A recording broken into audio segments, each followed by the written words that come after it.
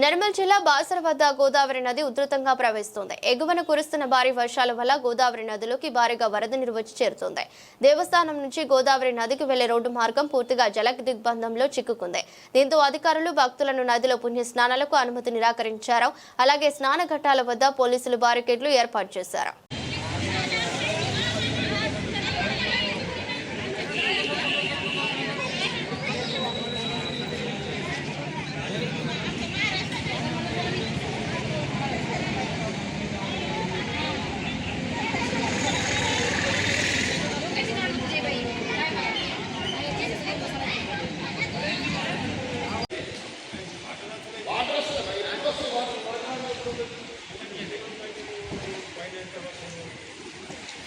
I